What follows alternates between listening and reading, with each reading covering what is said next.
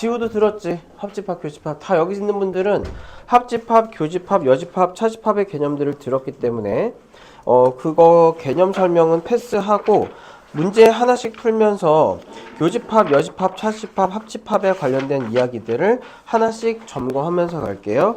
바로 갈게요. 142페이지. 자, 세 집합. 필수 예제 1번. A라는 집합은 3하고 5하고 7 이렇게 세 가지의 원소로 구성되어 있고 B라는 집합은 조건제시법으로 되어 있는데 X는 X가 4에서부터 9까지인 정수라고 했으니 조건제시법으로 나온 이걸 풀면 이 안에 들어가는 정수는 5하고 6하고 7하고 8 이렇게 되겠죠. 그 다음에 C의 집합은 조건제시법으로 되어 있는데 12의 양의학수라고 했으니 1, 2, 3, 4, 6, 12 이렇게 될 거예요. 자, 이 상황에서 1번 자 A 교집합, B 합집합 C를 구하시오. 되게 쉽잖아. B하고 C 합집합은 얘하고 얘를 다 때려 박으면 되죠. 그쵸?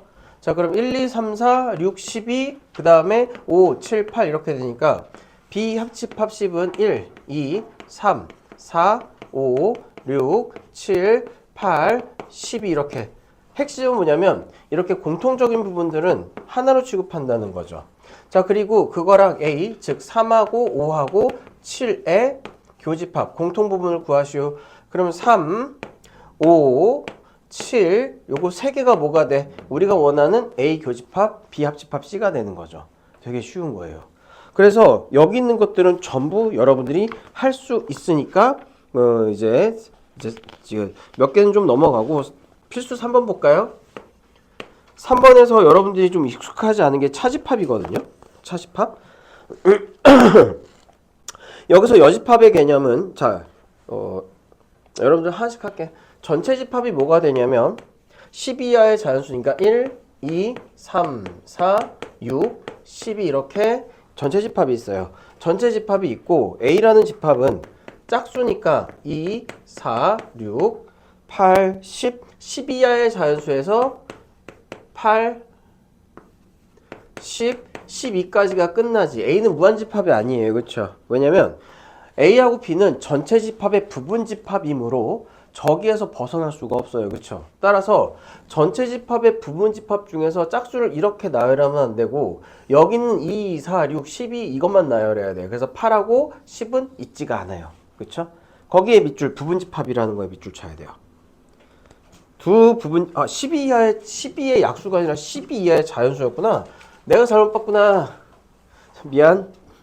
1부터 12까지의 자연수. 그럼 A는 이 안에서 끝나야 되니까 2, 4, 6, 8, 10, 12 이렇게 다 들어가 있겠죠? 그 다음에 B는 12까지의 3의 배수니까 3, 6, 9, 12 이렇게 될 거예요. 여러분들이 이 집합의 연산을 하기 전에 전체 집합하고 A하고 B의 부분 집합이 있으면 얘네들을 벤 다이어그램으로 한번 위치를 시켜봐. 첫 번째, 전체 집합은 항상 네모로 나타나요. 이렇게 한번 그려보면 파악하기가 쉽거든. A라는 집합은 2, 4, 6, 8, 10, 10이고 B는 3, 6, 9, 10인데 여기서 6하고 그 다음에 12 두 가지는 겹치죠. 따라서 A하고 B는 공통 부분이 6하고 10이 쓰면 되고 A는 2, 4, 6, 8, 10, 10이니까 2, 4, 6, 8, 10은 2, 4, 8, 10은 여기에 있게 되고 B의 3, 6, 9, 12에서 3하고 9는 이쪽에만 따로 떨어진 상태의 벤 다이어그램을 그릴 수가 있죠. 그럼 이제 나머지가 뭐냐면 1, 2, 3, 4, 5, 6, 7, 8, 9, 10, 11 요렇게. 그러니까 A하고 B의 교집합은 6하고 12가 되는 거고 그 다음에 이 A에만 있는 건 2, 4, 8, 10 특이한 거 B에만 특이하게 있는 건 3, 9 그리고 전체 집합이 1부터 12까지를 다 포함하니 A나 B나 포함되지 않는 원소들은 어디로 나가야 된다? A하고 B의 바깥으로 나가서 원소가 위치해야 된다. 이게 집합을 벤 다이어그램 이제 그 그림으로 표시한 거잖아요. 자, 그때 이거 벤 다이어그램을 그리면 1번, 2번, 3번, 4번에 이 연산이 되게 쉽게 보여. A 합집합 B의 여집합은 1, 3, 5, 7, 11 5개잖아요. 그쵸? A하고 B의 합집합의 여집합 나머지 딱 보이잖아요. 그쵸? 2번 A 교집합 B의 여집합은 A하고 B 공통 부분 말고 나머지니까 요거 두 개 빼고 전부죠. 그러니까 1, 3, 3은 여기 있네? 1, 5, 7, 11, 3, 9, 2, 4, 8, 10 이렇게 되겠죠. 이나 이해돼? 자, 다음 세 번째. 이게 차집합 문제 때문에 그렇거든? 잘 봐. A의 여집합 마이너스 B 이렇게 돼 있죠. 그쵸? 자, 그러면 차집합은 뭘로 고친다? 차집합은 여러분들이 좀 벤 다이어그램에서 확인을 하기가 쉽지가 않아요. 그쵸? 따라서 얘는 뭐로 고친다? 잘 봐. A 여집합, 차집합은 교집합의 여집합으로 고친다. 이게 이제 포인트죠. 차집합은 뭘로 고친다? 교집합, 여집합으로 고친다.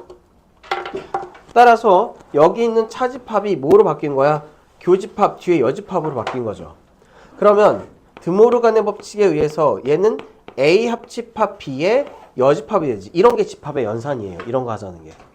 차집합을 교집합, 여집합으로 바꾸고 이러한 여집합이 다 있는 것들은 드모르간의 법칙을 통해서 바깥으로 뭐 하듯이 인수분해하듯이 다 모아두는 상태를 우리가 이런 상태로 좀 알기 쉽게 고치는 상태를 뭐라고 하냐면 집합의 연산을 한다고 하는 거거든. 따라서 3번은 뭐랑 똑같아? 1번이랑 같은 형태가 되겠죠. 자, 4번도 볼게요. 4번에 보시면 B 여집합 마이너스 A의 여집합이라고 되어 있거든. 자, 그럼 얘는 이렇게 고칠게. B 여집합에 얘는 교집합으로 고칠게요. 그 다음에 A 여집합에 여집합으로 한번 고쳐볼게. 이렇게. 자, 그럼 얘는 어떻게 되느냐? B 교집합, B 여집합 교집합, 여집합의 여집합은 A로 다시 오게 되는 거잖아요. 이렇게요.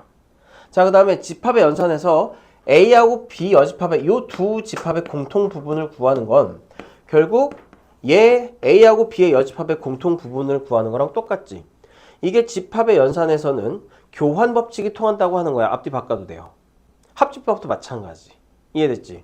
그럼 얘는 결국 그 연산의 결과 우리가 쉽게 하는 A-B가 되는 거잖아. 그러니까 A-B 같은 연산을 할 수 있지만 여집합 마이너스 같은 건 하기 힘드니까 이걸 갖다가 최대한 우리가 고쳐서 우리가 아는 형태로 고치는 거예요.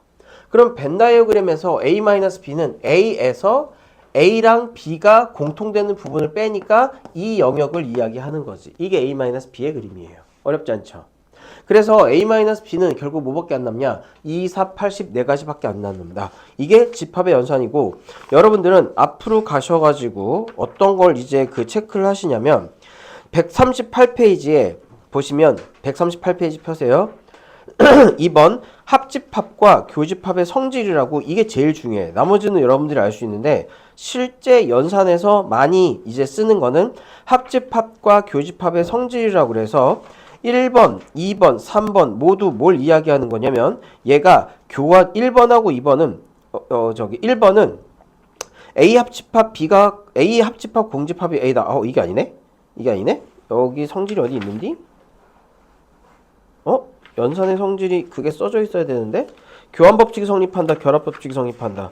그게 뒤에 있겠구나. 이거는 한번 읽어보시면 되게 당연한 거니까요. 냅두죠 뭐.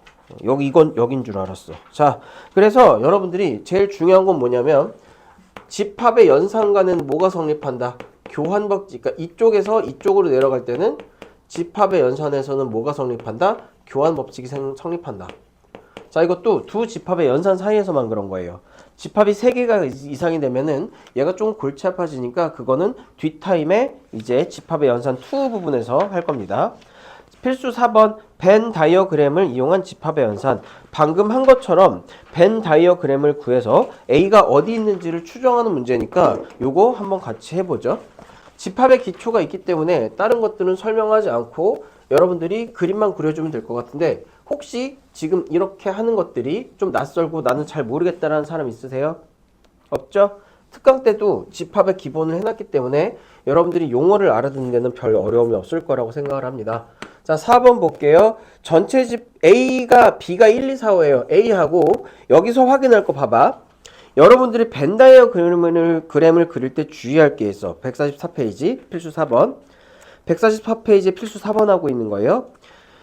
벤 다이어그램을 그릴 때 조심할 게 있거든. 거기에서 항상 뭘 체크해야 되냐면 A 교집합 B가 있는지 체크해야 돼요. 이게 핵심이야. 자, 필수 4번을 보면은 A 교집합 B가 뭐라고 돼 있어? 2하고 5라고 돼 있지. 이걸 왜 체크해야 되냐면 A하고 B가 우리가 벤 다이어그램을 그릴 때 무의식적으로 A하고 B 이렇게 그려버릴 수가 있거든. 근데 이건 무슨 얘기냐면 A하고 B의 공통 부분이 있을 거야 라고 하는 걸 은연중에 그리는 거예요. 근데 A하고 B의 관계가 이렇게 공통 부분만 있는 게 아니라 되게 다양하게 있어. 그걸 찾는 게 연산의 핵심이에요. 다시, 집합의 연산의 핵심은 A하고 B가 단순하게 이렇게 관계가, 즉 공통 부분만 있고 나머지 부분들은 독립해 있다, 이런 관계를 찾는 게 핵심이 아니란 말이야. 여러 가지 관계가 있어. A가 B에, A하고 B가 포함 관계에 있을 수 있고요. 그 다음에 A하고 B하고 같은 경우가 있을 수 있어요. 또는 A하고 B가 완전히 서로 소집합인 경우도 있겠지. 그래서 벤 다이어그램은 되게 다양하게 그려지는데 여러분들이 난이도가 높아질수록 항상 뭐가 문제가 될 거냐면 얘가 있는지 없는지가 문제가 되는 거야.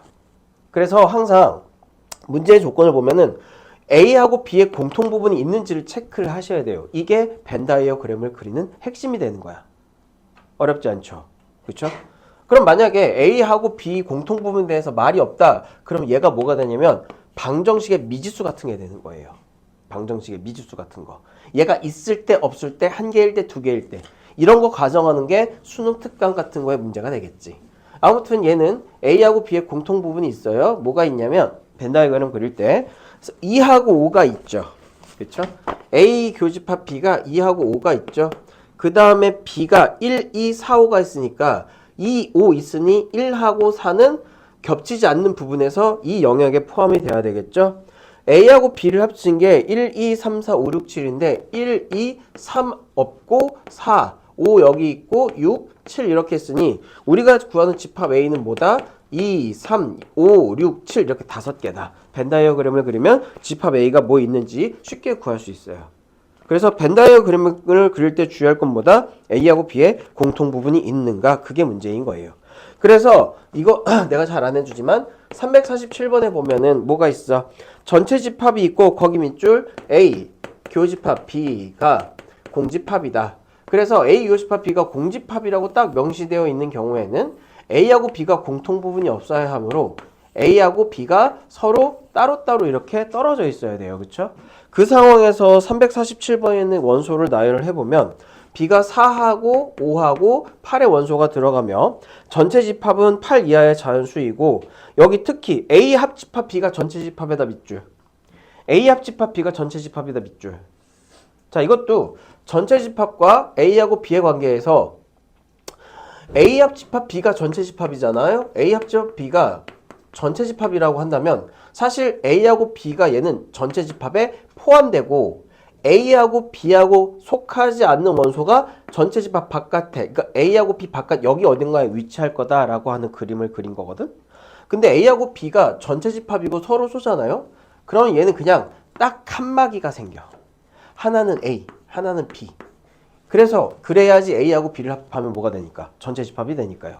그러니 B가 어디에 있고 B가 4하고 5하고 8을 가지고 있고 그 다음에 전체 집합이 8 이하의 자연수니까 1부터 8까지 얘를 제외하고 나머지는 전부 여기 있어야 되는 상황이 되는 거지. 따라서 여러분들이 벤 다이어그램을 솔직히 처음 배우면 A하고 B 벤 다이어그램을 그려봐 그러면 무의식적으로 A, B 이렇게 그리거든. 근데 이걸 주의하라는 거야. 이걸 주의하라는 거야. 이걸 주의하라는 거예요. 알겠죠? 자, 이걸 주의하셔야 됩니다. 다음 뭐 집합의 연산을 만족시키는 유형 5번 볼게요. 필수 5번. A라는 집합이 2, 3 하고 A제곱 플러스 4고요. B가 A 플러스 1, 4, 2 플러스 3이에요. 거기 보면은 A하고 B가 공통 부분이 2하고 5지. 그래서 필수 5번을 보면은 A가 원소가 2하고 3하고 A제곱 플러스 4 이렇게 돼 있잖아요. 그 다음에 B라는 집합이 A 플러스 1, 4, 2A 플러스 3이라고 돼 있는데 여기서 A하고 B의 공통 부분이 2하고 5가 있어야 된대. 일단 A를 보면은 2는 있으니까 얘가 5가 되면 되겠죠. 근데 A제곱 플러스 4가 오니까 요게 5라고 하면 A는 1이 될 수도 있고 A는 마이너스 1이 될 수도 있겠지. A가 1일 때는 여기가 2, 4, 5 이렇게 되니까 A 교집합 B가 2, 5가 되지만 A가 마이너스 1이면 0, 4, 이게 1 이렇게 돼가지고 공통 부분이 없지. 그래서 우리가 원하는 A는 1이다. 집합은 되게 쉽습니다. 그래서 다음. 자, 집합의 연산 성질. 요거는 쉽긴 한데 여러분들이 나랑 같이 좀 증명을 해볼게요. 첫 번째 1번. 잘 봐. A가 부분집합이다. 이거는 기호, 즉 기호를 갖다가 해석하는 거 연습하는 거예요. 저게 무슨 뜻이야? A가 전체 집합, 여집합의 부분집합이다. 즉 A가 전체 집합, 여집합에 포함된다는 거잖아요. 그쵸? 그런데 6번에 보면 이런 문구가 있잖아.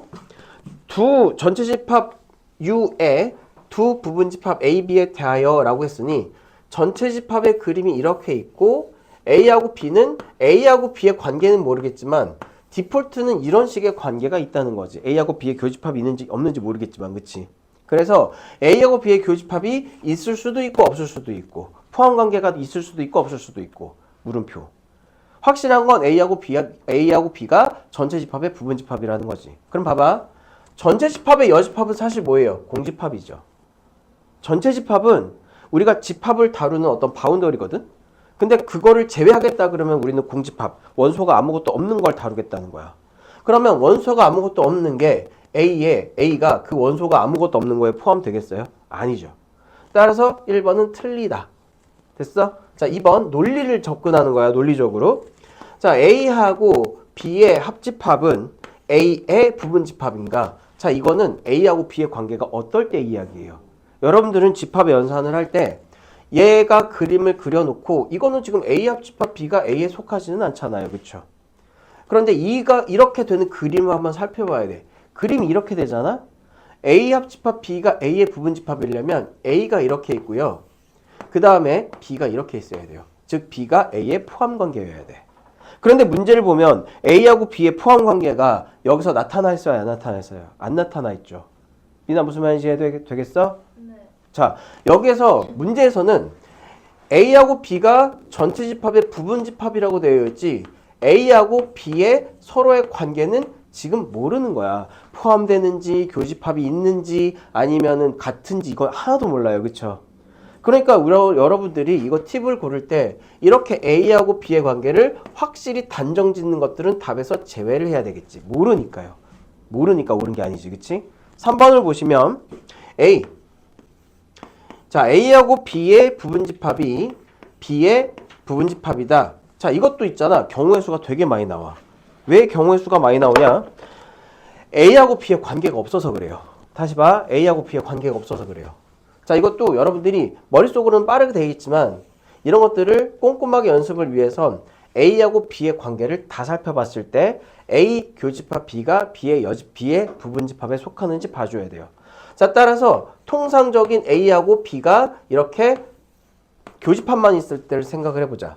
그럼 당연히 A 교집합 B는 B 안에 들어가죠. 그쵸? 자, 두 번째는 A가 B를 포함하거나 또는 B가 A를 포함하는 관계를 생각을 해봅시다. 자, 이때는 A 교집합 B가 얘가 돼요. 그쵸? 이때도 A 교집합 B가 얘가 돼요. 어떤 경우든 A 교집합 B는 전부 B의 부분집합이 되는 거지. 됐어? 자, 이제 마지막으로 A하고 B가 아무런 관계가 없는 경우를 생각을 해볼게요. 자, A하고 B의 교집합이 없으니까 A 교집합 B는 무슨 집합이에요? 공집합이 되는 거지. 원소가 없으니까, 그치? 근데 공집합은 모든 집합의 부분집합이잖아. 그러니까 A하고 B가 관계가 어떻든 A 교집합 B는 B의 부분집합이다라고 하는 진술은 항상 맞는 거지. 여러분들이 난이도가 높아질수록 여기에 집중해야 돼요. 항상 옳은 것은 이런 항상이라는 말이 나와. 항상, always. 항상 옳은 걸 고를 때에는 이 집합들의 관계가 어떤 식으로 되든 어떤 경우의 수가 되든 걔가 옳은 걸 찾아야 되는 거니까 항상 옳은 걸 찾을 때는 지금부터 A하고 B의 관계가 명확치 않다는 점을 생각하고서 그림을 그려서 연습을 해주세요. 알겠어? 그래야지 난이도가 높은 거로 가면 갈수록 여러분들이 집합의 연산에 대해서 대처를 쉽게 할 수 있어요. 됐죠? 자, 다음 4번. 그러면 전체 집합하고 B의 여집합의 교집합이다. 자, 그럼 벤 다이어그램을 그려놓고 어떤 경우도 생각을 해보면 얘가 지금 봐봐. 4번이 보세요. 전체 집합 교집합, B의 여집합인데 항상 체크해야 될 거. 교집합, 여집합은 뭐로 바꿀 수 있다? 전체 집합에서 B를 뺀다. 이렇게 차집합으로 바꿀 수 있다. 그러면 전체 집합에서 차집합을 빼면요. B가 되겠어? B를 빼는데? 그치? 저건 안 되겠지. B의 여집합이죠. 오히려 얘가 B의 여집합이지. 그치? 전체 집합에서 B를 뺀 게 B의 여집합이잖아. 따라서 4번은 틀린 거죠. 그래서 여러분들 이런 거 공부할 때 옳은 거 틀린 거 왜 그런지 논리적으로 하나씩 까보면서 공부를 하셔야 집합 연산이 어렵지 않습니다. 자, 다음에 5번. 전체 집합이 A합 집합 B의 부분 집합인데 그러니까 당연히 아니겠지. 그럴 수도 있고 아닐 수도 있고. 자, 5번도 당연하다라고 생각하면 안 돼요. 왜 그럴까? 5번. 전체 집합이 A합 집합 B의 부분 집합이 얘가 당연하게 아니다. 당연하게 아니다. 당연하게 아니잖아. 왜 그럴까? 어떤 경우가 있기 때문에. 발레 쓰셔야 돼요. 아니 상식적으로 전체 집합이 더 큰데 A합 집합 B의 부분 집합일 리 없잖아요. 라고 생각할 수 있잖아. 그치? 아니야. 저게 되는 경우가 있어. 어떤 경우? 전체 집합이 바로 A하고 B의 합집합인 경우. 전체 집합을 A하고 B가 딱 갈라먹을 경우. 그때는 전체 집합이 A 합집합 B의 부분 집합이 되잖아요. 같은 것도 부분 집합의 포함이야. 그래서 여러분들이 감으로 풀지 말란 얘기예요. 집합 연산할 때. 알겠어? 얘가 여러 가지의 논리적인 경우의 수가 있기 때문에 그걸 생각하라는 얘기죠. 됐죠? 다음 필수 8번. 아우 힘들어. 특강 4주째거든. 방학 특강 한 주 남았거든. 지금 선생님들의 교무실의 모든 선생님들이 이제 곡소리를 지르고 있어요. 곡소리를. 하루에 8시간 이상씩 서 있으면 와 하지 부총. 그 다음에 팔, 목 막 다들 병이 났어. 자, 필수 8번 볼게요. 두 집합에 대해서 이거 봐. 이 표현 기억해 두시라고 그랬죠? 제일 중요한 건 이 표현이야. A 교집합 X가 X라는 요 수식하고 그 다음에 A-B의 합집합 X가 X에 포함된다. 자, 이거 암호 같은 거예요. 여기서 우리가 발견해야 되는 게 X하고 B하고 A의 관계거든요. 자, 여기서 우리가 어떻게 해석해야지 X하고 A하고 B의 관계를 연산을 할 수 있을까? 첫 번째, A하고 X의 교집합이 X인 경우는 무슨 얘기냐면 X가 A의 부분집합이어야지 A하고 X의 교집합이 X가 돼요. 그렇죠? 따라서 첫 번째의 기호는 X가 A의 부분집합이다 라는 뜻이겠지. 그치? 자, 그러면 X하고 A의 관계는 해명이 됐고 문제는 여기에서 어떤 관계가 나올 것인가 이거예요. 자, 그럼 잘 봐. 이때 주의할 건 뭐냐면 일단 A-B가 뭐로 돼 있어? 괄호로 일단 얘를 하나로 생각하라고 돼 있죠. 그쵸? 그러면 이 A-B라는 집합이 어떻게 생겼는지 모르겠지만 이렇게 생긴 집합하고 X하고 합하면 X가 돼. 그럼 뭐가 더 크다는 거예요? 합집합에서 X가 된다. 교집합할 때는 작은 게 나와. 그치? 두 집합을 교집합했을 때 나오는 건 작은 거야. 하지만 합집합을 했을 때 나오는 건 얘가 더 큰 거예요. 그러니까 어떤 관계에 있냐면 X가 뭐를 포함한다? A-B를 포함한다 이 뜻이겠지. 됐어? 자, 그러면 A-B가 어떻게 생겼는지 모르겠지만 우리는 8번에서 집합이 원소 나열법으로 되어 있기 때문에 이런 걸 쓸 수가 있겠지. A-B가 X의 부분집합이다 이렇게. 그런데 A에서 B를 뺀 거는 A, B, C, D, E, A 원소에서 D하고 E를 뺀 거니까 A-B는 뭐가 돼요? 이 원소가 A하고 B하고 C가 되겠죠. 자, 그게 X에 포함되면서 X는 어디에 포함돼? A, B, C, D, E 이렇게 5가지에 포함돼요. 자, 이걸 만족시키는 집합 X는 이제 해석합니다. 집합 X는 A, B, C, D, E를 가지고 만든 이 집합의 부분 집합이면서 A, B, C를 포함해야 함. 그 말은 이 5가지의 원소 중에서 A하고 B하고 C는 반드시 포함하게끔 부분 집합을 만들겠으며 그때의 개수는 이에 5개. 원래 이제 만들려고 하는 원소가 5개 가지고 부분 집합을 만들 거잖아요. 그 다음에 A, B, C는 자유가 있어 없어? 고를 자유가 없는 거지. 고정되어 있는 거죠. 그러니까 자유를 빼앗긴 놈들의 개수를 빼면 2에 제곱해서 몇 개가 된다? 4개가 된다. 이렇게. 됐어? 제일 중요한 게 시험에서 여러분들이 제일 중요하게 생각되는 게 뭐냐면 지난 시간에 우리가 공부를 했었던 부분 집합의 개수거든요. 부분 집합 개수. 자, A라는 집합이 다시 여기다가 정리해 놓을게. A1, A2 이렇게 해서 AN까지의 원소로 이루어져 있어요. 자, 그러면 이때 부분 집합의 개수를 구하라. 그러면 A 가지고 만들 수 있는 부분 집합은 그 원리가 뭐냐? 이 각 원소에 대해서 내가 얘를 골라서 넣는다, 고르지 않는다 두 가지를 가지고 선택을 주는 거거든. 그래서 얘도 경우의 수가 두 가지 이렇게 되니까 2가 n거듭 제곱, 얘가 부분 집합의 개수예요. 됐죠? 자, 그런데 이게 지금 시작을 뭘로 했냐면 각 원소에 대해서 얘를 고를 수도 있고 고르지 않을 수도 있고 라고 하는 두 가지 선택권을 줬잖아. 경우의 수가 두 가지잖아. 넣는다 안 넣는다. 그치? 그런데 여기서 특정한 K개의 원소를 반드시 포함한다. 자, 또한 특정한 K개의 원소를 반드시 포함하지 않는다. 불포함이다. 라고 하는 것들은 특정한 K개의 원소를 포함하거나 포함하지 않는 거의 개수를 어디에서? n에서 빼라고 그랬지. 지수가. 왜? K개는 옵션이 없으니까요. 미나 이해돼?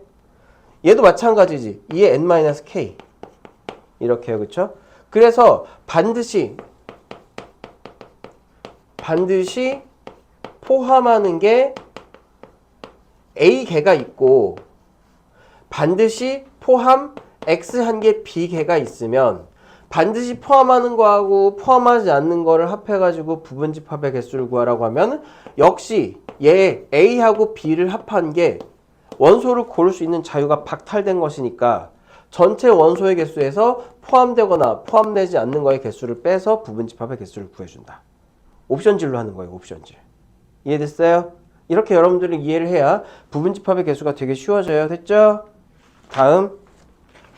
자, 집합의 연산법칙 150페이지로 넘어가서 우리가 지난 시간에는 집합의 연산법칙을 합집합, 교집합, 여집합, 차집합 네 가지만 배웠잖아요.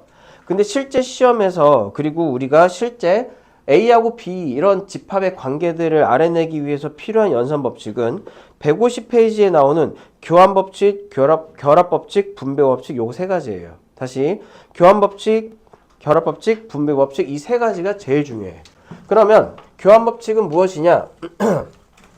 자, 여기 잘 보시셔야 됩니다. 칠판 보세요. 설명을 들어야지 이걸 쉽게 알 수 있어. 자, 집합의 교환법칙은 뭐냐면 두 집합의 연산의 관계에 있어서 두 집합이 첫 번째 두 집합이 연산해. 두 집합을 연산하면 잘 봐. A 합집합 B와 A 교집합 B에만 합집합과 교집합 두 연산이 합집합하고 교집합을 할 때만 두 개의 자리를 바꿔도 연산이 성립한다. 연산의 종류는 네 가지라고 그랬죠. 합집합, 교집합, 차집합, 여집합. 그치? 근데 여집합하고 차집합은 차집합 마이너스의 개념이라서 두 개의 자리를 바꿨을 때 걔가 같지가 않아요. 이해됐지? 따라서 교집합하고 합집합에만 뭐가 통한다? 교환법칙이 통한다. 그러니까 얘가 교환법칙이 통하는 연산이 정해져 있다는 걸 알아야 돼요. 어렵지 않죠? 자, 두 번째 결합법칙이라는 게 있어. 결합법칙은 뭐냐면 세 집합의 연산이 A하고 B하고 C 세 개 연산에 다 같은 연산이 들어갔을 때에는 뒤에 거를 먼저 해서 A에다가 연산을 하나 A하고 앞에 거를 먼저 결합해서 연산을 한 다음에 뒤에 걸 연산을 하나 같다라는 거예요. 마찬가지로 A하고 B하고 C 사이의 연산이 잘 봐. 동일해야 해. 그래서 얘도 뭐만 A 교집합 B 교집합 C로 합집합하고 교집합에만 통용되는 이야기예요. 알겠어? 차집합하고 여집합은 교환법칙과 결합법칙에서 얘기를 안 해요. 유일하게 합집합하고 교집합만 교환법칙과 결합법칙이 통합니다. 됐어? 그럼 밑에 있는 분배법칙은 뭐냐면 잘 봐. 세 집합이 있는데 얘가 3번이 중요해. 자, 세 집합이 있는데 A하고 B하고 C하고 있는데 세 집합의 연산이 다른 이야기예요. 자, 예를 들어서 A하고 B의 연산은 합집합인데 B하고 C 사이의 연산은 교집합이다. 이런 경우에는 결합법칙이 성립하진 않아요. 알겠어? 봐봐. 연산의 종류가 얘하고 다르잖아요. 그쵸? 이때는 우리가 2 곱하기 A 플러스 B는 2 곱하기 A 플러스 2 곱하기 B처럼 얘가 분배법칙이잖아. 그치? 얘처럼 얘도 똑같이 분배로 처리할 수 있다가 분배법칙이에요. 보세요. A, 2 곱하기 A니까 2A하고 중간에 플러스해서 2 곱하기 B로 분배를 했지.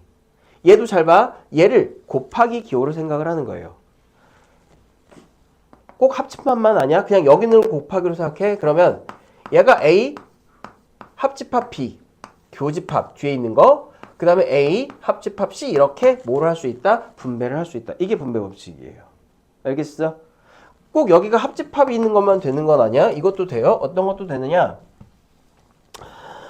예를 들어서 A, 교집합, B, 합집합 C 이렇게 되잖아?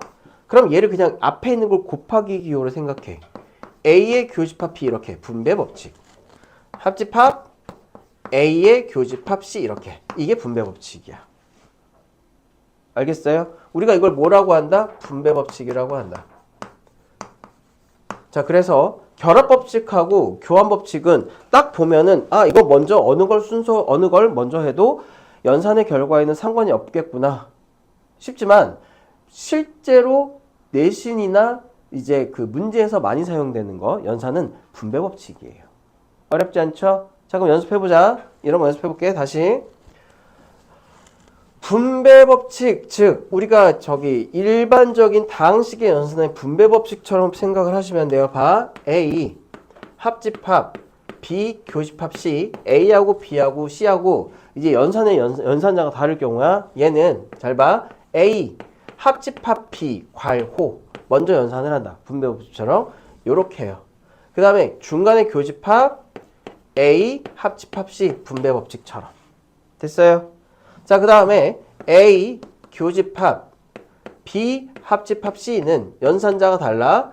A, 교집합 B를 먼저 연산을 하고 그 다음에 합집합 A, 교집합 C로 연산을 한다. 이렇게요. 이게 분배법칙이에요. 이게 제일 잘 쓰여. 어렵지 않죠? 할 수 있죠? 자, 그 다음에 드 모르간의 법칙이라는 것도 되게 잘 쓰이는데 잘 봐. 얘가 지금 공통점이 있어. 전부 합집합하고 교집합에 대해서만 이런 원칙들이 지금 쓰이고 있는 거 보이냐? 보이냐? 안 보이지? 눈을 감고 있었기 때문에. 이씨. 보세요. 드 모르간의 법칙이라는 건 A하고 B의 합집합에 뭐가 있어? 여집합이 있지. 그래서 여집합 연산은 이렇게 따로 취급하는 거예요. 뭐로? 드 모르간의 법칙이라는 걸로. 자, 그럼 봐봐. 얘도 드 모르간도 분배법칙처럼 요렇게 분배가 된다고? 그래서 A는 A의 여집합으로, B는 B의 여집합으로 돼요. 그런데 합집합은 바뀌어. 부호가 바뀌는 것처럼. 이게 드 모르간의 법칙이야. 어렵지 않지? C가 들어가면서 다 뒤집어놔. 그럼 반대로 여집합이 있으면 인수분해처럼 A하고 B의 뭔가 여집합으로 어떻게 할 수도 있다? 다시 바꿀 수도 있다. 그치? 대신에 집중! 네 손 보지 말고 집중! 얘도 뭘로 변해요? 합집합으로 변한다. 부호가 바뀌는 것처럼. 어렵지 않죠? 이게 드 모르간의 법칙입니다. 자, 그럼 이거 가지고 연산을 왜 이렇게 난리를 치냐? 이 연산의 목적은 집합의 관계를 알려고 하기 때문에 그래. 여기 봐. 손 노란 건 어떻게 치료했어? 귤 그만 먹었어? 아니, 천혜향이 새로 와가지고 어쩔 수 없이 계속 먹었어.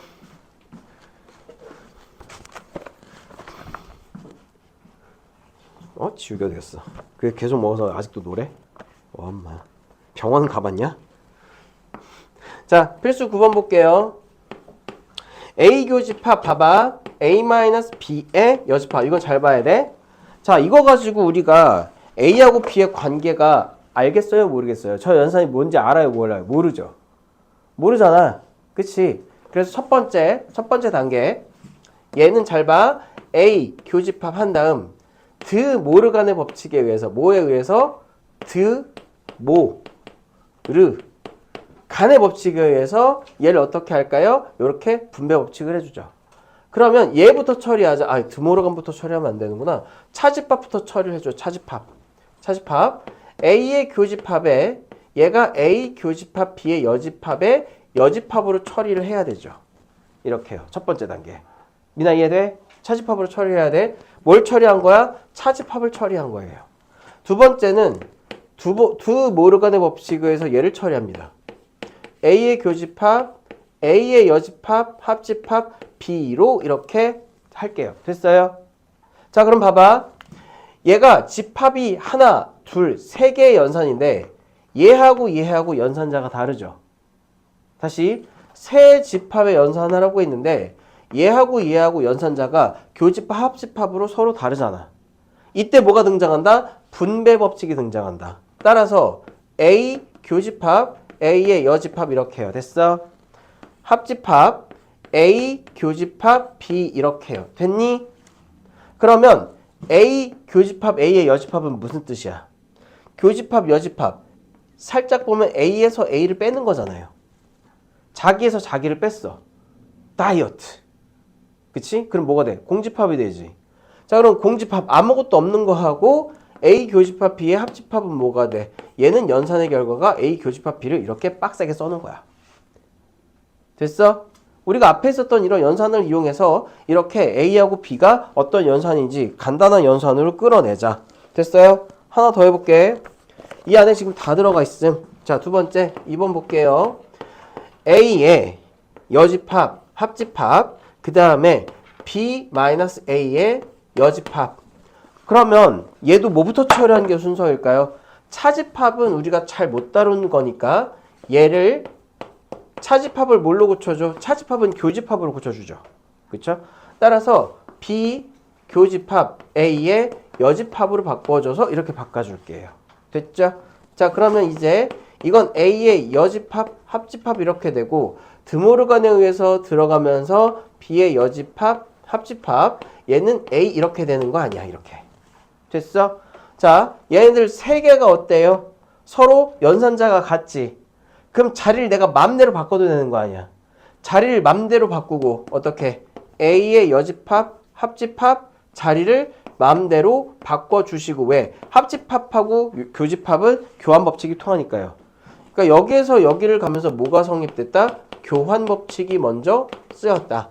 자, 그 다음에 두 연산자가 모두 같으니 얘는 A의 여집합, 합집합 A로 먼저 계산을 하고 거기에다가 B의 여집합을 해도 관계가 없는 케이스가 되는 거죠. 따라서 A의 여집합하고 A를 합하면 나하고 나를 뺀 전체를 합하면 전체가 되는 거잖아. 그치? 그러니까 얘는 전체 집합, 합집합, B의 여집합이 되죠. 그럼 B의 여집합하고 전체 집합을 합하면 뭐가 돼? 그냥 전체가 되겠지. 됐어? 그래서 얘는 전체 집합을 이렇게 더럽게 표시해 놓은 겁니다. 미나 이해됐어?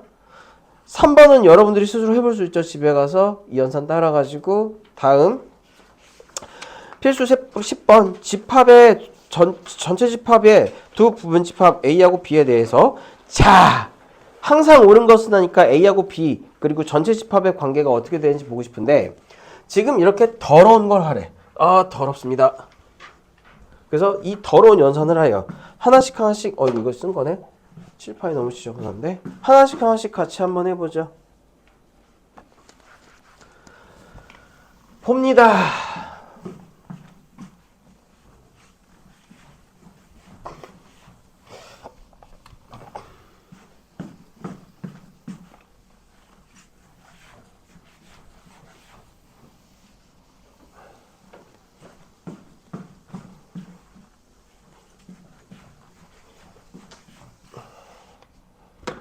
아유 깔끔하다. 전체 집합하고 그 두 부분 집합 A하고 B에 대해서 자, 이 연산을 할 거야. 중괄호. 그 다음에 A의 여집합, 합집합, B의 여집합의 교집합, A의 합집합에 B의 여집합, 교집합 A가 공집합이다. 자, 얘가 성립할 때 옳은 거 올라라. 일단은 얘가 무슨 관계를 나타내는 건지 하나씩 보죠.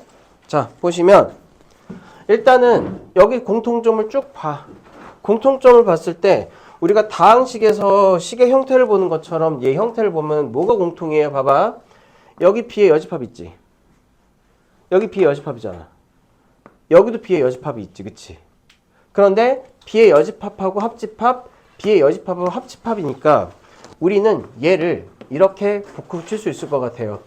B의 여집합, 그 다음에 합집합, A의 여집합 순서대로 이렇게 교집합, B의 여집합, 합집합 A로 고칠 수 있어서 이렇게 할 것 같아요. 왜 이게 중요하느냐? 우리 아까 분배법칙 봐봐. A 교집합, 이거를 이렇게 바꾸자. A 합집합, B 교집합 C는 잘 봐요. A 합집합 B, 그 다음에 교집합 A 합집합 C 이렇게 됐었거든. 그럼 지금 A 합집합이 뭐로 공통인수처럼 생각하면은 제가 똑같은 게 있으면 두 개를 합칠 수 있다 이렇게 되는 거잖아요. 이해됐니? 다시 봐. 얘가 A 합집합이 공통인수처럼 이렇게 묶일 수 있어. 그래서 분배법칙이 가능하면 모두 가능하다? 당연히 인수분해 형태처럼 생각하는 것도 가능하겠죠. 그 힌트가 어디 있다? 어떠한 집합하고 연산이 같음. 같은 집합 연산, 같은 집합 연산. 어떤 집합하고 그 연산자가 동시에 똑같음. 됐어? 근데 그 연산자하고 가운데 연산자가 다름.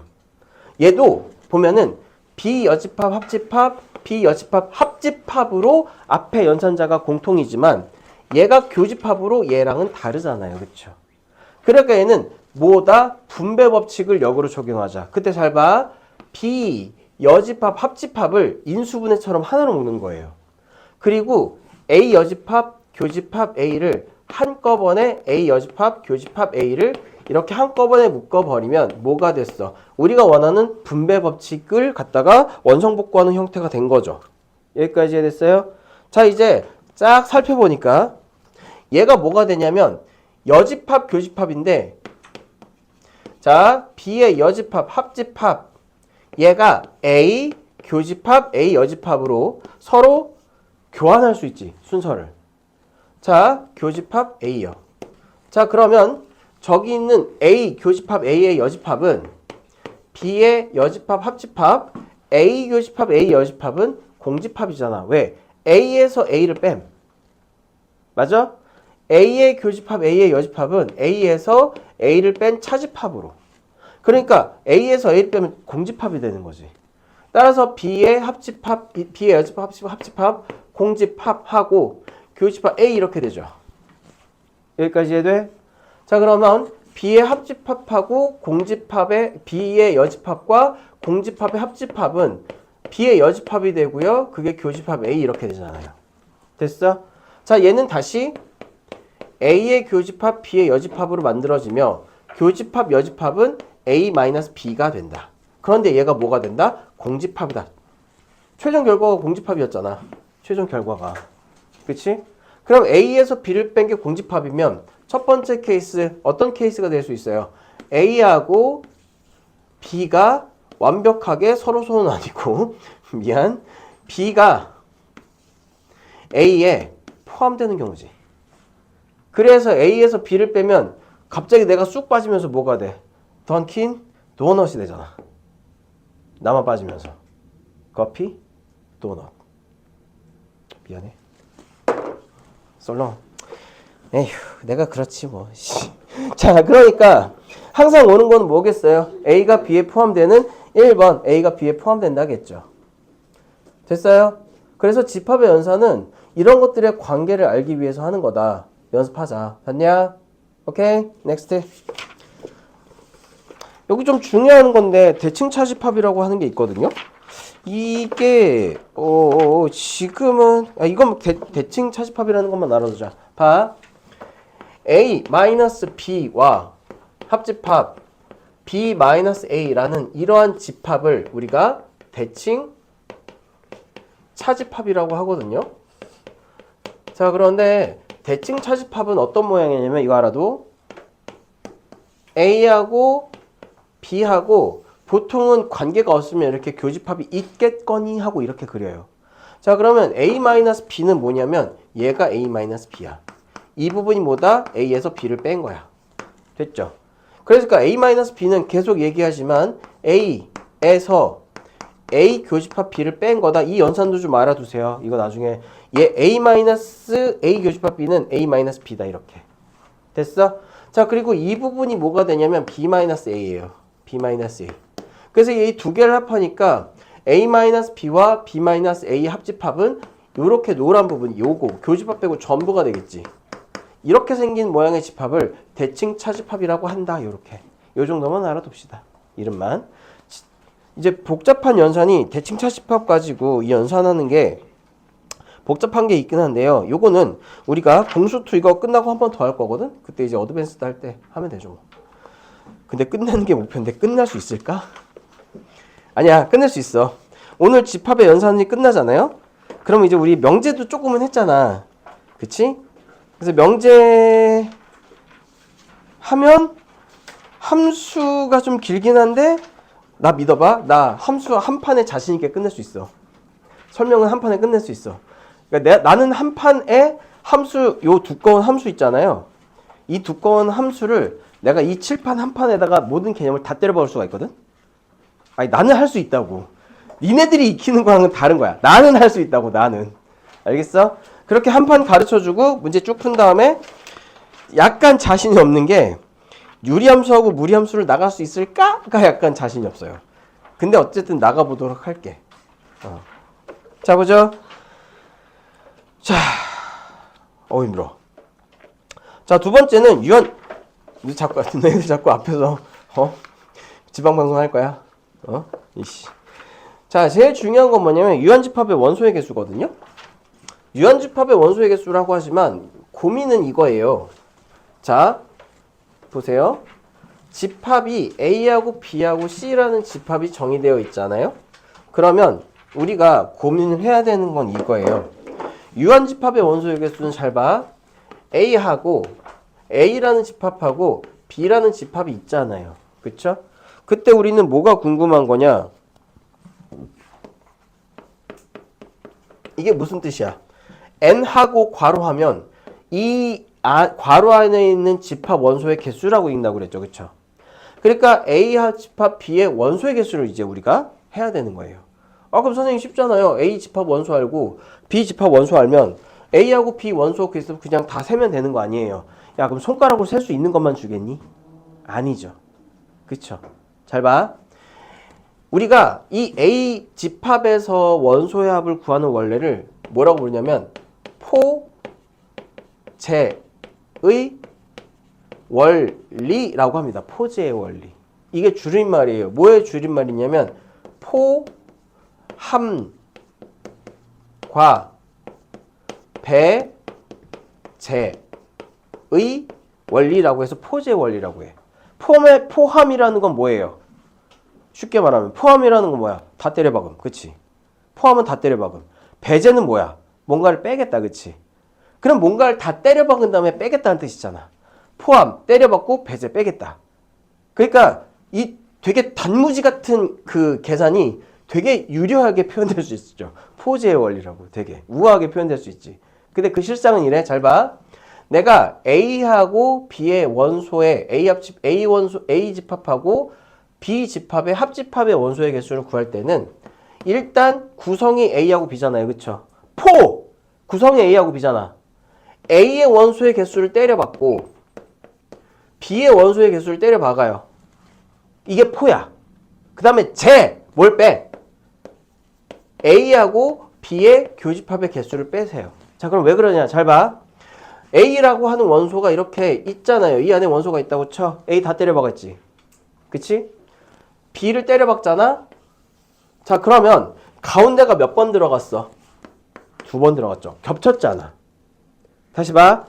A하고 B하고 겹치면서 가운데가 겹쳤잖아요. 두 번 들어갔잖아.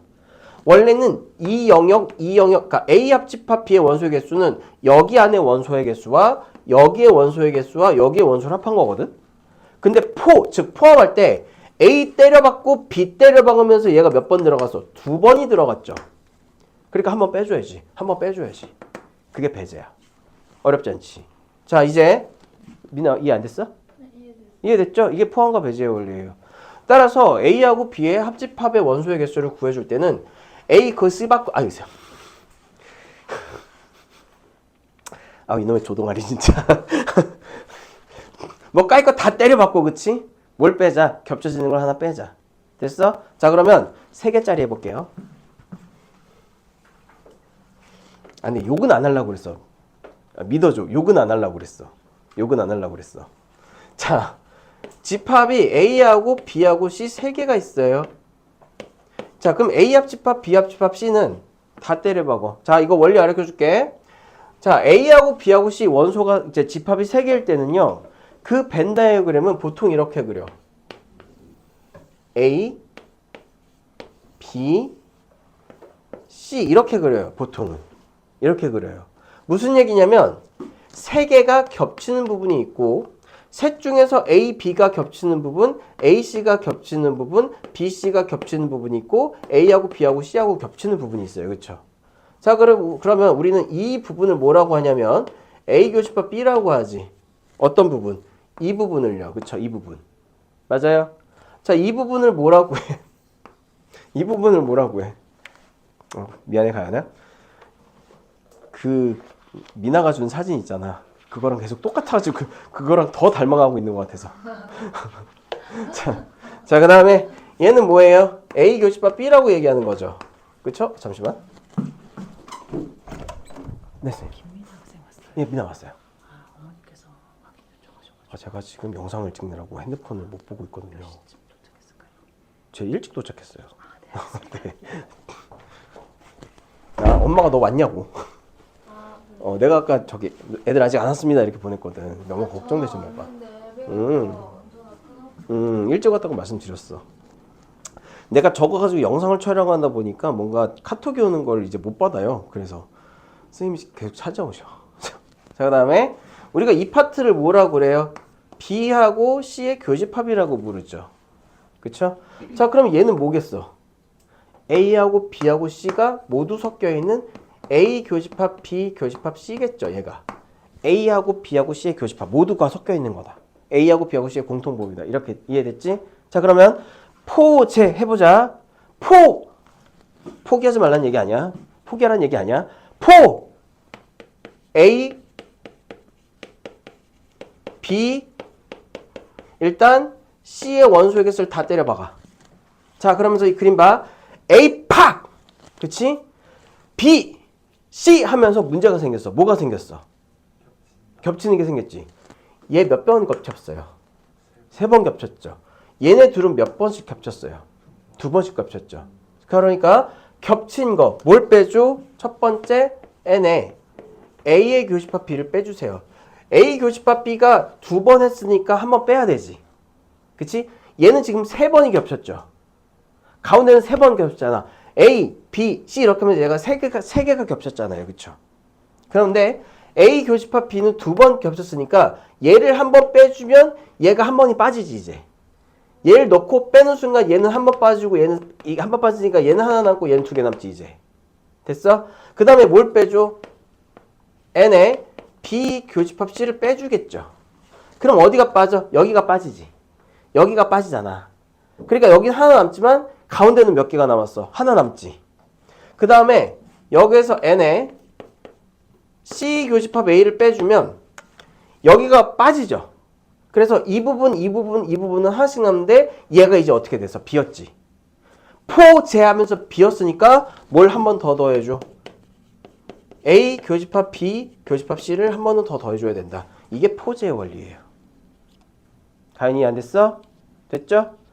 그리고 오늘 것도 영상 찍어가지고 올려줄 거거든. 그래서 영상 찍어서 올 테니까 지각하신 분이나 뭐 이제 앞에 거 못 들은 분들은 그거 참고하시면 돼요. 이러다가 전업 편집자로 나가도 되겠어요. 아 그래? 그래? 전업 편집자로 나가라고? 전업 편집자로 나가라고? 자 볼게요. 그래서 이게 합집합의 원소의 개수라고 해서 거기 1번에 써놔 포즈의 원리. 자 한번 살펴보세요. 한번 살펴봐. 1번 아니 156페이지에 합집합의 원소의 개수 포즈의 원리 내가 쓴 거랑 거기 1번에 있는 거랑 한번 비교를 해보라고 읽어보라고.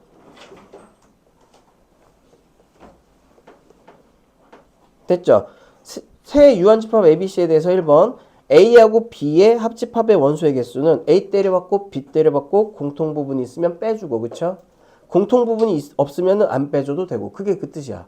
공통부분이 있으면 빼주면 되지만 공통부분이 없으면 안 빼줘도 된다. 그냥 A하고 B만 더한다. 다음에 A하고 B하고 C를 합집합하면은 A를 때려받고 B를 때려받고 C를 때려받고 하면서 A, B, B, C, C, A가 두 개씩 겹치니까 하나씩 빠지고 그 다음에 A, B, C 공통 부분이 세 번이 다 빠져버리니까 한 번을 더 더해준다. 됐죠? 무슨 약 파는 것 같아, 그치? 약 파는 것 같아. 자, 여집합과 차집합의 원소의 개수는 따로 볼 필요는 없고 벤 다이어그램으로 요거 해주시면 되는데 이 여집합과 차집합의 원소의 개수에서 요거 여러분들이 책 볼 사람들을 위해서 궁금한 사람들을 위해서 요것만 좀 쳐줄게요. 그 A의 여집합은 전체 집합에서 A 원소의 개수를 뺀다. 되게 당연한 건데 이게 있어. N에 A-B라는 게 있죠. 우리가 A-B는 차집합으로 A하고 B가 이렇게 됐으면 이 부분 얘기한다. 이게 A-B라고 그랬지. 그치? 그러면 A-B는 다시 N에 A A 교집합 B의 원소의 개수를 세서 우리가 처리를 할 수가 있겠죠. 그쵸?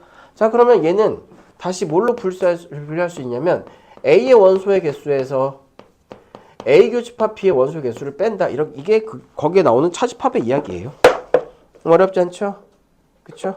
이건 여러분들이 보시면 됩니다. 자, 이제 잠시 쉬었다가 필수 11, 12, 13하고 오늘 명제 넘어가고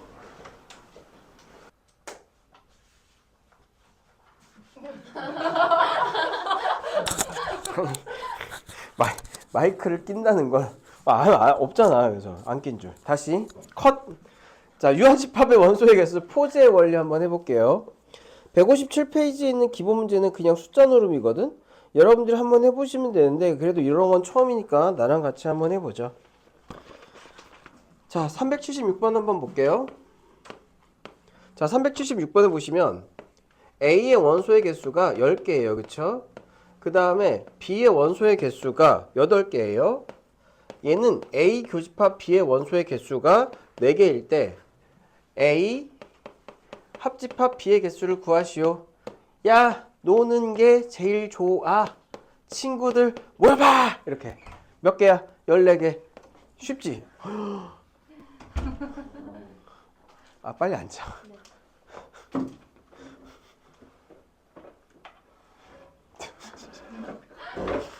아니 이게 잘 숨겨가지고 이렇게 이제 오면 되잖아. 근데 애가 되게 뿌듯한 얼굴로 자랑하듯이 이걸 이렇게 한 손으로 이렇게 앞에 들고 오는데 내가 뭐라고 하기가 힘든 거라. 아, 나 진짜 속 터져 죽겠네. 그래서 포즈의 원리는 A집합, B집합, 교집합이 있으면 두 개 합한 다음에 교집합을 빼는 방법을 해주면 된다. 이게 끝이야. 그 다음에 377번 기본적인 식적용 한번 해볼게요. A의 개수가 12개고 N, A가 12고 N, B의 개수가 16개고 C의 원소의 개수가 17개예요. 자, 또 뭐가 필요해? A 교집합 B의 원소의 개수가 필요하고 여기서 보는 것처럼 어디 갔어? 8개. 그 다음에 B하고 C의 교집합의 개수가 필요하고요. C하고 A의 교집합의 개수가 필요합니다. 7개. 동시에 모두 필요하냐면 A 교집합 B 교집합 C의 개수도 필요해요. 아따 많다.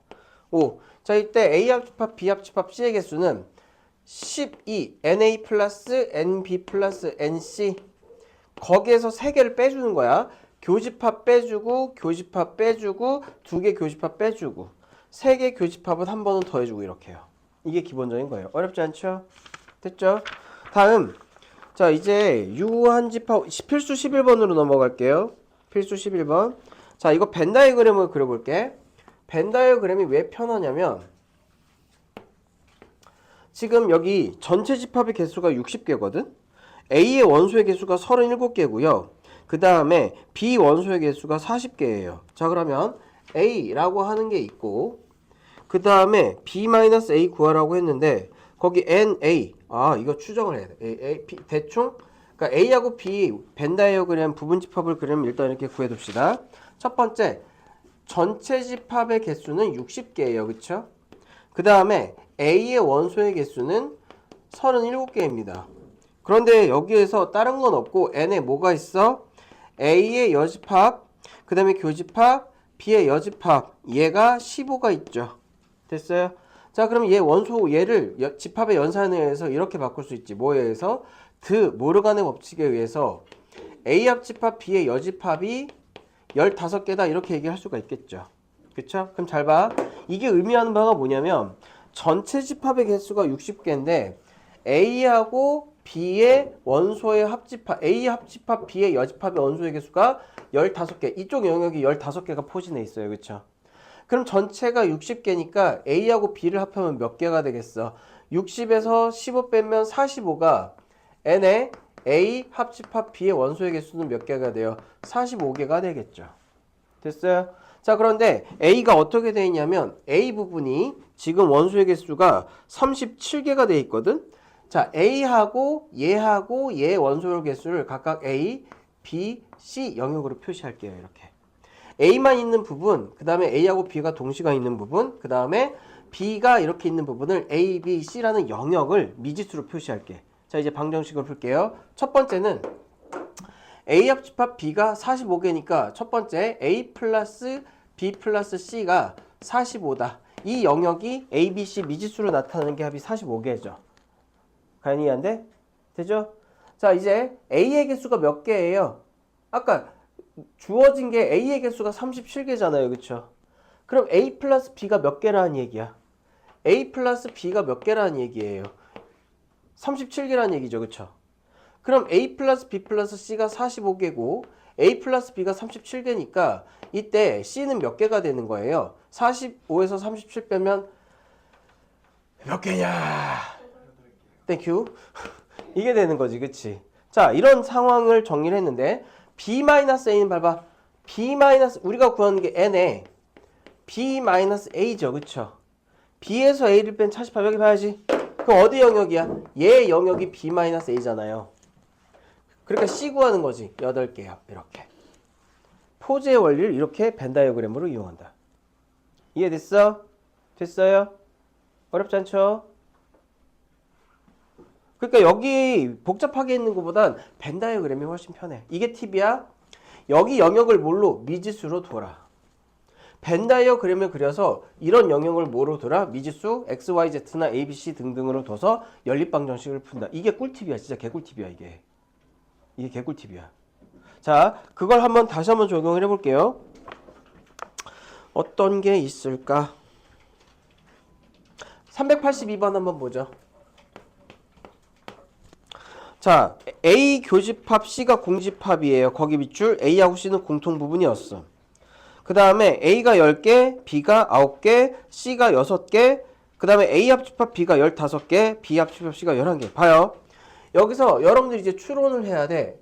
A의 개수가 10개고 B의 개수가 9개고 그 다음에 C의 개수가 6개인데 C의 원소의 개수가 6개인데 A하고 C는 서로 소래요. 그래서 A 교집합 C가 공집합 A하고 C는 공통 부분이 없음. 자, 그런데 잘 봐.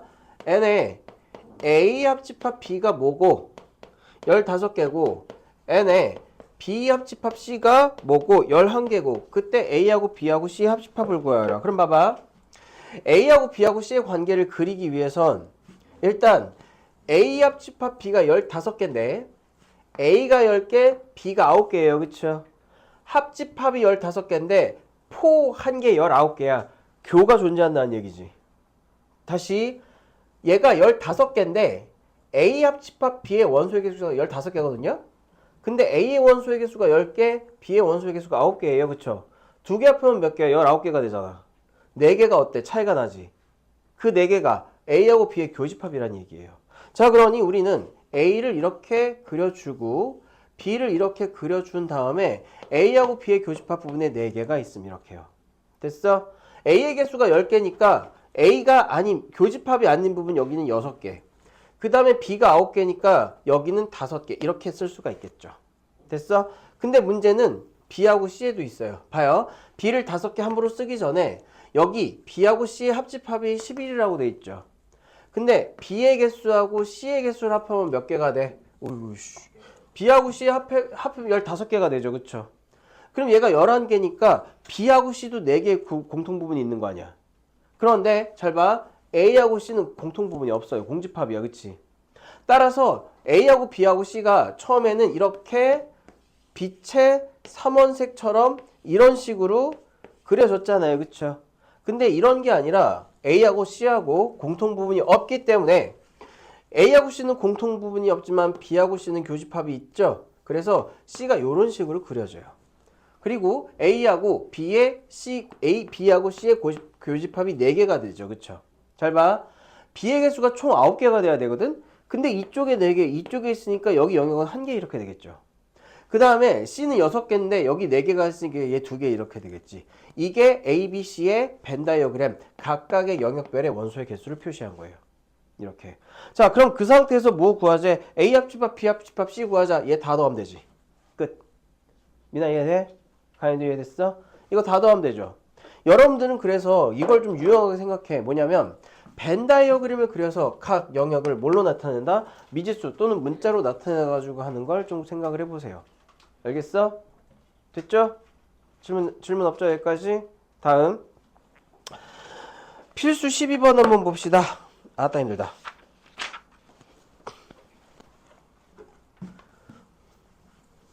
내가 그저께 듣기로는 진성고가 89명까지 아니 90 몇 명이지? 90 몇 명에서 89명까지 떨어졌다고 그랬었거든? 근데 또 오늘 새로운 소식통에 의하면은 81명까지 떨어졌다고? 니네는 그거 어디서 들었어? 친구가? 이게 지난주까지 89였거든? 근데 앞으로 또 자퇴할 애들이 또 있을 거 아니야. 이 정도면. 그리고 되게 웃긴 게 이번에 진성고 대부분이 남자애라며. 대부분이 남자애들. 여자애들은 진성고 과외 안 썼다며요. 80 몇 명 중에서 여자애들이 20명이 안 된다고 들었거든? 1학년? 맞나 모르겠다. 진짜 극남초 학교가 되어버렸어. 자, 12번 볼게요. 12번 문제 한번 읽어봐. 문제 읽고 있어봐.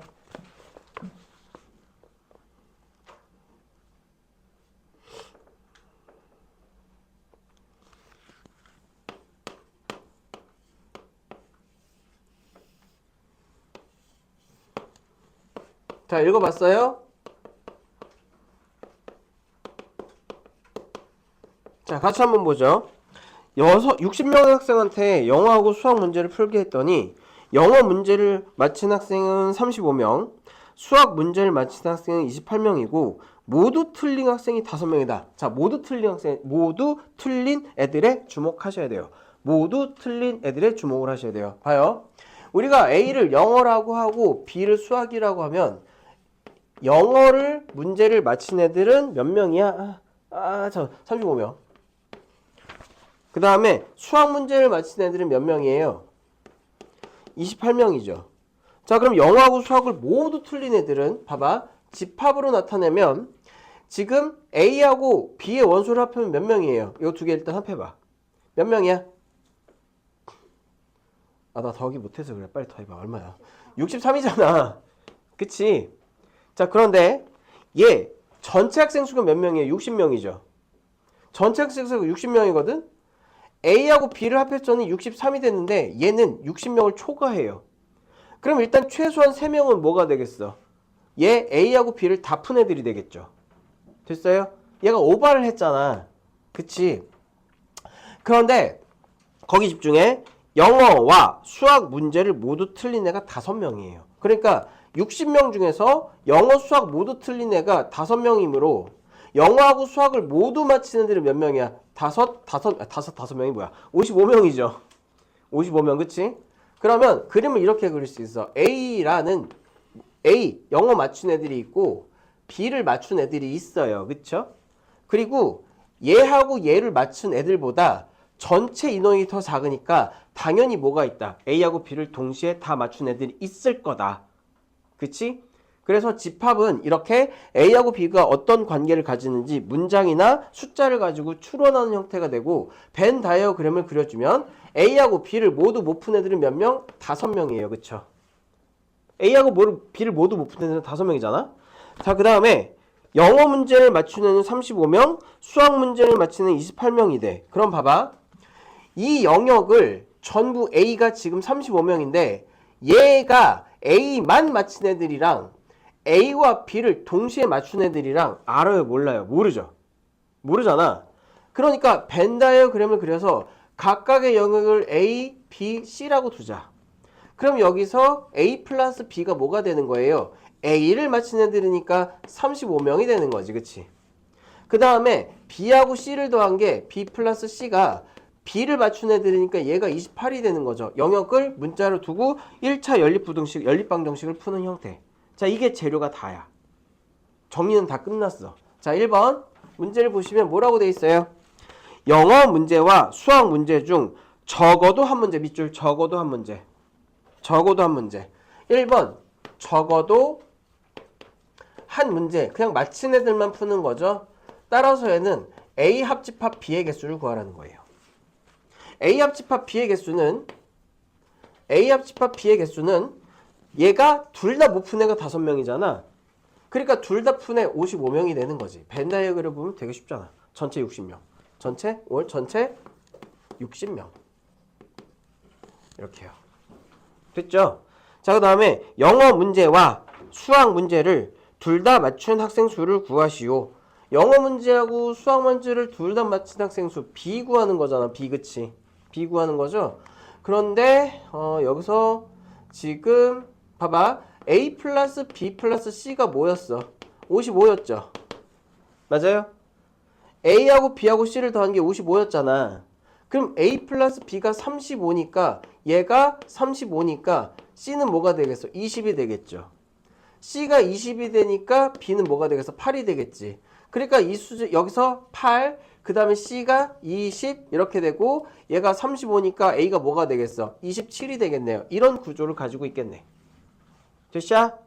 따라서 영어 문제와 수학 문제를 둘 다 맞춘 학생 수는 두 번째 N에 A 교집합 B가 되니까 얘는 뭐예요? 8명이죠. 됐어? 영어 문제만 맞힌 애. A가 0이니까 세 번째 영어 문제만 맞힌 학생 수 집합으로 나타내면 A-B지. 그치? 영어 문제만 맞힌 애들. A에서 A 교집합 B 빼낸 거. 그쵸? 그러니까 얘는 A니까 뭐가 되겠어? 27이 되겠지. 벤 다이어그램이랑 거기 풀에 있는 해설을 비교해봐. 벤 다이어그램이 훨씬 쉽다고. 벤 다이어그램을 그린 다음에 각 영역을 문자로 나타내서 여기 있는 조건들을 문자로 정리해 주는 게 훨씬 편해요. 되겠어? 어렵지 않죠? 준호 이해됐어? 다음. 자, 8점 문제 별표. 이거를 이해할 수 있는지 모르겠어. 근데 내가 최선을 다해서 이해시키도록 노력을 해볼게. 아이고야. 내가 왜 이렇게 단순한 지금의 예제들을 전부 벤 다이어그램으로 그려가지고 영역을 1차식으로 나타낸 다음에 연립부등식을 풀었냐면 발전 문제 같은 것들을 풀 때 이 영역을 여러분들이 빈칸으로 둬야지 좀 쉽기 때문에 그래요. 자, 봐요. 문제 잠깐 읽고 있을래? 나 이거 빨리 지우고 해줄게.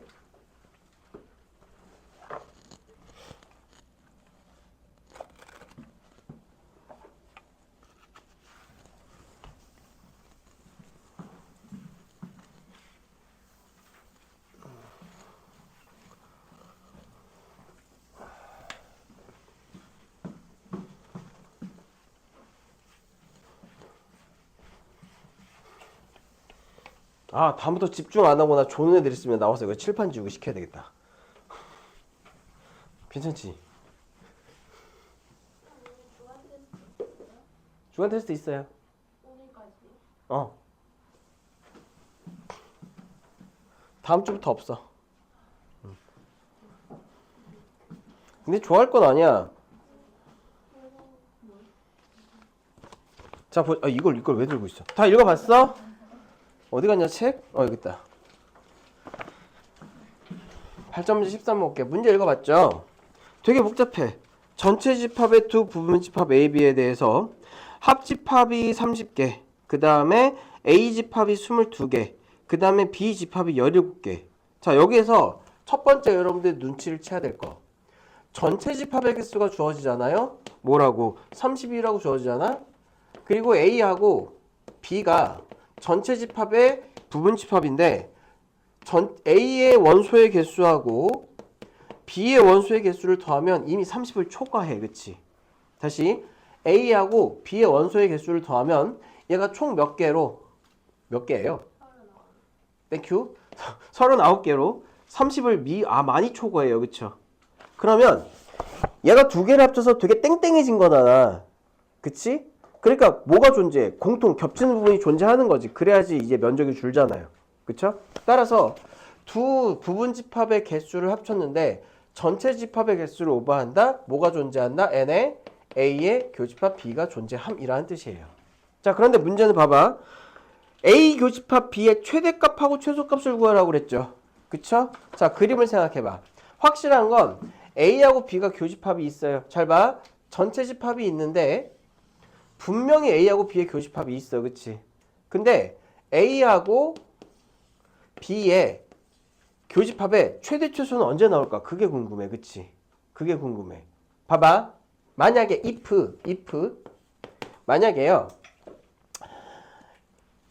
n의 A 합집합 B가 전체 집합의 개수와 동일한 케이스가 있겠지. 무슨 얘기냐면 얘가 A하고 B가 합쳐가지고 공통부분까지 해서 전체 집합으로 꽉 차는 케이스예요. 어떤 케이스? 얘가 지금 9개가 초과가 되지. 그치? 9개가 초과가 되죠. A 합집합 B가 전체 집합인 경우 어떤 케이스냐면 A의 원소의 개수 있고 B의 원소의 개수가 이렇게 있고 교집합이 9개인데 A가 22개니까 여기에 몇 개 들어가? 13개 들어가고요. 여기에 17개니까 여기 몇 개 들어가? 17에서 9 빼면 얼마냐? 8인가요? 8개. 이거 다 더해봐. 30 되지. 얘하고 얘를 더하면 30이 되지. 그치? 그러니까 이미지를 생각을 했을 때 어떤 이미지로 생각을 하면 되냐면 자, 기본적인 전체 집합의 틀이 있어요. 잘 봐요. 기본적인 전체 집합의 틀이 있는데 A하고 B가 B만이야. A하고 B가 B만이야. 그래서 서로 이렇게 차이는 케이스가 있어요. B만. BMI 지수가 90 이상. 그치? 그래서 얘가 A, 얘가 B, 여기 중간에 낀 게 9개, 여기가 아까 몇 개 했지? 야, 22에서 9 빼봐. 13, 17에서 9 빼면 8 이렇게 되죠. 됐어요? 저런 상태로 낀 게 있는 거야. A하고 B가. 최대한 뭘 넓혀서. 체급을 넓혀서. 그치? 자, 그러면 이거 9가 일단 교집합의 개수가 될 수 있죠. 그쵸? 근데 교집합이 있긴 하지만 그 개수가 정해져 있지 않으니 우리는 마음대로 어떻게 할 수 있냐면 뭐가 개수가 더 커? A의 개수가 더 크잖아.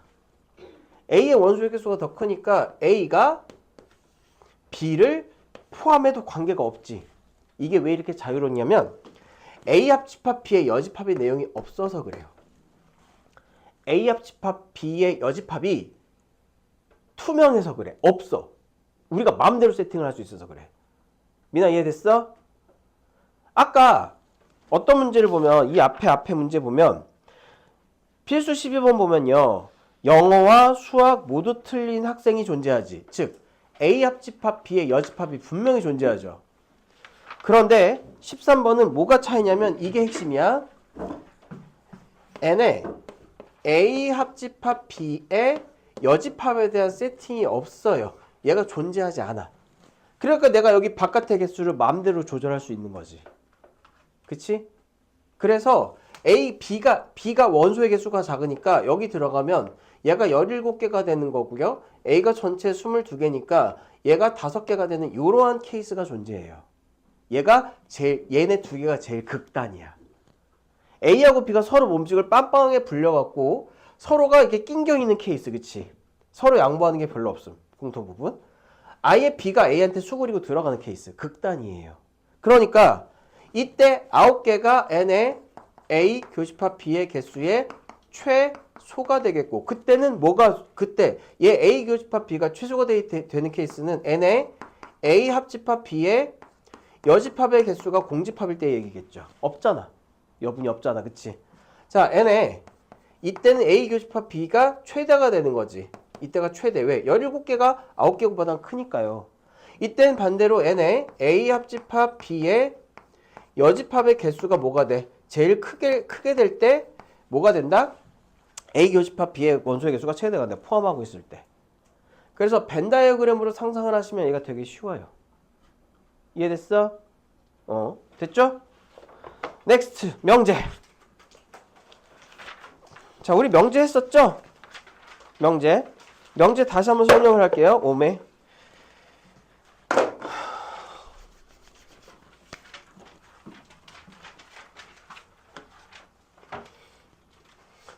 그래도 우리가 특강할 때 명제 개념이라도 이제 좀 건드려 놓으니 우리가 좀 이해가 쉬운 거죠. 아이고.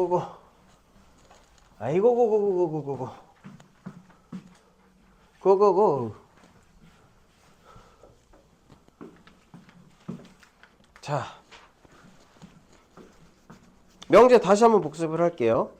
우리가 지금까지 배운 게 집합이거든. 집합. 자, 집합인데 명제는 집합이랑 비슷하지만 약간은 달라. 집합은 논리학을 갖다가 이제 이야기하는 예비 세트라고 보시면 되면 명제는 이제 논리학이다라고 보시면 돼요. 논리학. 그럼 수학에서 논리학이라는 게 왜 중요하느냐? 기본적으로 수학은 있잖아요. 논리잖아요. 그렇죠? 그러니까 뭔가 논리적인 사고를 기르기 위해서 명제의 참 거짓을 판단할 필요성이 생겨요. 그래서 다시 한번 복습하면은 첫 번째, 명제라고 하는 것은 뭐다? 참과 거짓을 판단할 수 있는 그런 문장이나 식을 이야기한다고 그랬죠? 그러니까 얘가 구란지 찐인지 수학적인 용어로 얘기해야 되는데 이게 이상한 게 있잖아. 수학적인 용어로 엘레강스하게 이야기하면 니들이 졸다가 저게 구라인지 찐인지 이렇게 좀 바꾸면은 이해는 하면서 조금 덜 졸더라고. 다른 말도. 그치? 응. 너 눈 그래서 어떡하냐? 아픈 거야? 볼 때마다 지금 좀 아파요? 병원에서 뭐래? 그냥 약잘 아이고. 너 계속 눈 이렇게 비벼서 그런 거 아니야? 모르겠어? 아이고. 저거 한눈으로 보는 거 되게 불편할 텐데. 자, 명제는 그래서 참과 거짓을 확실하게 판단할 수 있는 식인데 명제와 좀 비교되는 게 조건이라는 문장식이 있어요. 조건은 그 안에 내용물이 채워지기 전까지는 참 거짓을 판단을 보류하는 거야. 자, 예를 들어서 아까 지난번에 얘기했죠. x는 3이다. 이건 명제야 조건이야? 조건이야. 왜? x가 2가 되면은 두 개가 안 맞으니까 거짓이죠. 근데 x가 3이면 좌변하고 우변하고 같으니까 저건 참이 되지. 저렇게 어떤 미지수나 특정한 어떤 조건을 만족하기 전까진 저 문장이 참인지 거짓인지 알기 어려운 저런 것들 우리가 명제와는 조금 다른 의미로 조건이라는 개념으로 분류를 해요. 자, 그러면 다시 이런 조건을 나타내는 방법은 조건은 소문자 P로 나타내. 소문자 P 또는 Q로 나타내요. 이해됐죠? 자, 그 다음에 이 조건에 대해서 이 조건을 뭘로 참으로 만드는 것들이 있어. 조건을 참으로 만드는 집합이 있단 말이야. 조건을 참으로 만드는 집합. 걔는 우리를 뭐라고 부르냐면 진리집합이라고 불러요.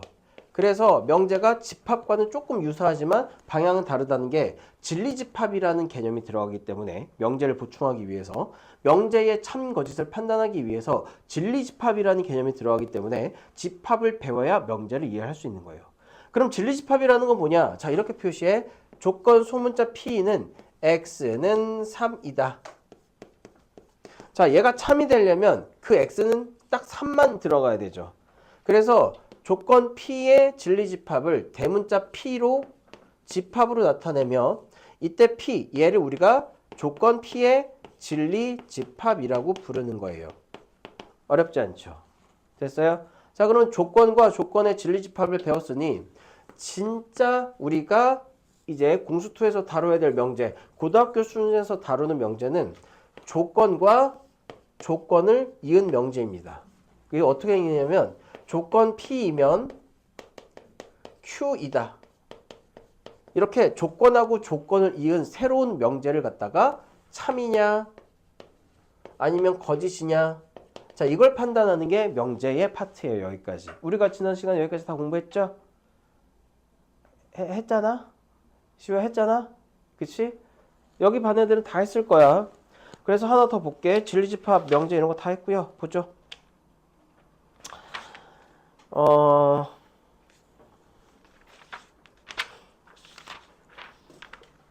169페이지에서부터 171페이지까지는 우리가 교재에 썼던 거랑 똑같이 있어서 여러분들이 할 수가 있으니까요. 요건 여러분들한테 맡기는데 새로운 개념이 들어가 있어. 뭐가 개념이 들어가 있냐면, 자, 조건의 부정이라는 걸 좀 더 꼼꼼하게 할까요? 조건의 부정. 168페이지 조건 부정. 이 조건은 부정을 할 수가 있는데, 예를 들어서 P라는 조건이 x 플러스 3은 5다 라는 조건이에요.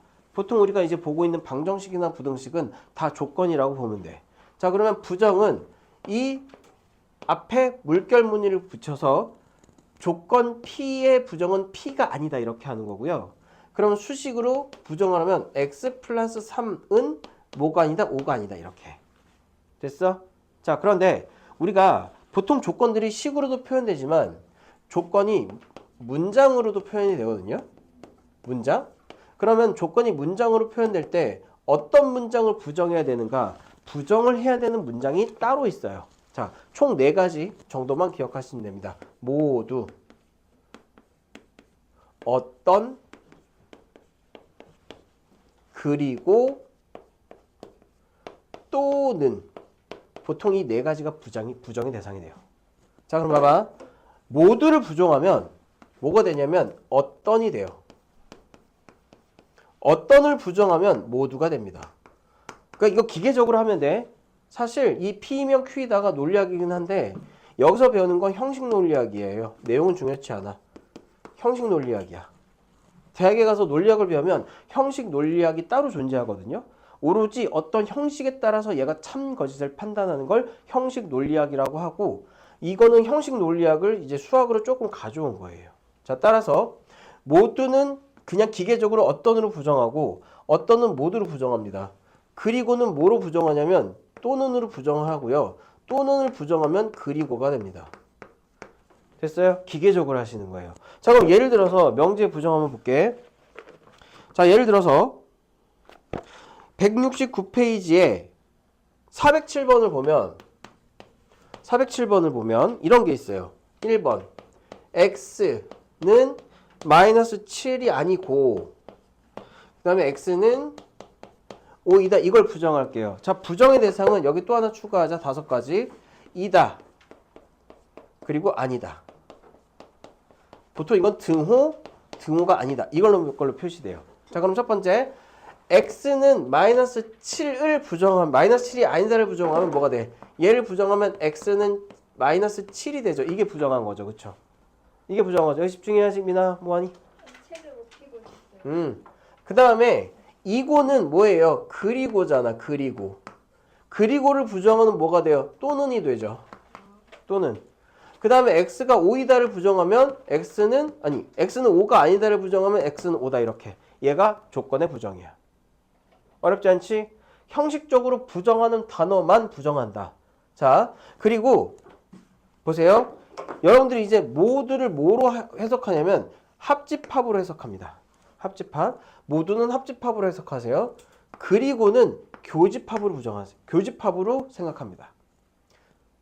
그리고는 교집합, 모두는 합집합. 그래서 명제는 집합과 약간은 유사한 면이 있다라고 하는 게 형식 논리학에서 모두, 그리고, 또는 어떤 이런 것들이 다 집합으로 형식적으로 표현될 수 있어서 그래요. 이해됐죠? 거기에 써 있어. 168페이지에 조건 P 또는 Q와 P 그리고 Q 이거 막 이렇게 읽지 마시고 부정의 대상은 또는 그리고 모든 어떤 네 가지이다. 이렇게 정해. 부정의 대상은 어떤 조건을 부정할 때 부정의 내용은 부정의 대상은 모두 어떤 그리고 이다 아니다 그리고 또는 이런 거다. 네 가지. 네 가지에다가 이다 아니다 정도. 모두 그리고 어떤 또는 얘만 부정의 대상이다. 그리고 이다 아니다도 서로 부정의 대상이다. 그래서 407번의 1번이 이거를 부정하면 또는이 되는 거고 얘는 마이너스 7이 아니다니까 마이너스 7로 부정을 마이너스 7이다로 부정을 하고 얘는 5가 아니다니까 5다라고 부정을 하는 거지. 부정이 되면 이런 문장이 됩니다. 자, 2번도 한번 해볼게. 2번도 한번 해볼게. x가 마이너스 4보다 크고 얘가 이것 뜻이야. x가 마이너스 4보다 크고 6보다 작다. 사이다. 이걸 어떻게 읽냐면 x가 마이너스 4보다 크다. 그리고 x는 6보다 작다. 그러니까 얘가 원래 그리고로 연결되어 있는 거라고. and로. 그럼 얘를 부정할게. 부등으로 부정하면 봐봐. x가 원래 마이너스 4보다 크지. 마이너스 4보다 크다를 부정하면 마이너스 4보다 작거나 같다 이렇게 되잖아요. 부등은. 됐어? 미나 이해돼? 가연 이해됐어? 다 되죠? 그 다음에 x가 6보다 작다를 부정하면 x는 뭐가 돼요? x는 오히려 x는 6보다 크거나 같다로 부정이 되겠지. 됐어? 이게 부등식의 부정이야.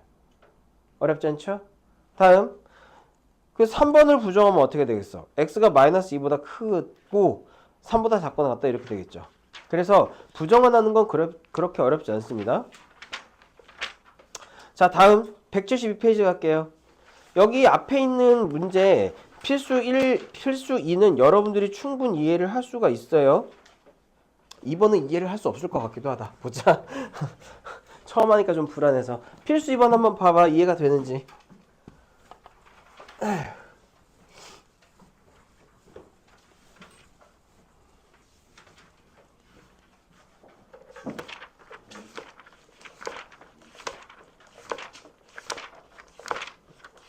아씨, 충무점수가 필요 조건.